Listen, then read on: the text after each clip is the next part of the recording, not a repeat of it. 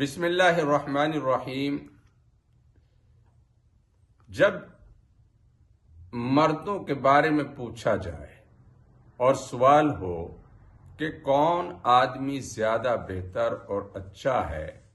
تو ہماری سوچ اور تھنکنگ یہ ہے کہ ہم کہتے ہیں کہ یہ شخص بہت ہی نمازی ہے، پرہیزگار ہے، تو یہ بہت اچھا آدمی ہوگا، یا کوئی چیریٹی کرتا ہے،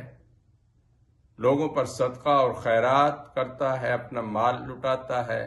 تو لوگ کہتے ہیں کہ یہ آدمی بہت اچھا اور بہتر ہے۔ رسول اللہ صلی اللہ علیہ وسلم نے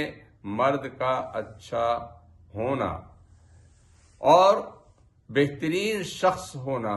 اس کے لیے ایک معیار متعین کیا ہے، ایک کسوٹی آپ نے ارشاد فرمائی۔ آپ صلی اللہ علیہ وسلم نے ایک مرتبہ ارشاد فرمایا، کیا میں تم کو نہ بتاؤں کہ تم میں سب سے بہترین اور اچھا شخص کون ہے؟ صحابہ نے پوچھا، یا رسول اللہ صلی اللہ علیہ وسلم، آپ ضرور بتا دیجئے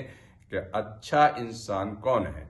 آپ نے فرمایا کہ وہ شخص اور وہ آدمی تم میں سب سے بہتر اور اچھا ہے جو اپنی فیملی کے ساتھ سب سے اچھا ہو۔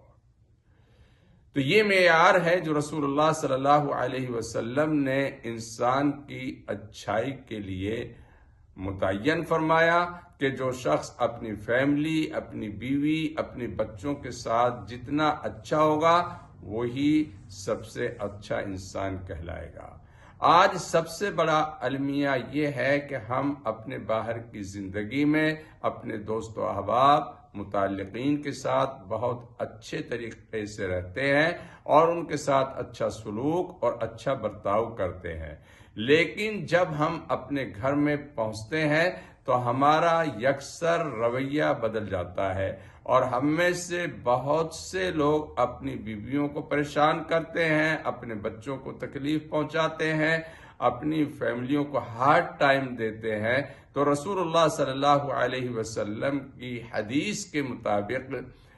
ایسا انسان اللہ کے نزدیک پسندیدہ نہیں ہے اور اچھا نہیں ہے، خواہ وہ باہر لوگوں کے ساتھ کتنا بھی اچھا سلوک کرتا ہو اور باہر کی دنیا میں اس کے کتنے بھی اچھے اخلاق ہو، مگر وہ بہتر اور اچھا انسان نہیں ہو سکتا۔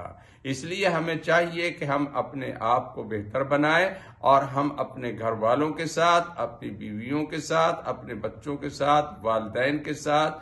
اپنے بھائیوں اور بہنوں کے ساتھ اچھا سلوک کریں، تاکہ رسول اللہ صلی اللہ علیہ وسلم نے جو معیار بتایا ہے اس معیار کے مطابق ہم اچھے انسان اور آدمی کہلانے کے لائق ہو۔ اللہ سبحانہ و تعالی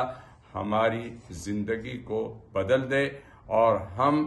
اپنی فیملی کے ساتھ اچھا سلوک کرنے والے بن جائیں۔ آمین۔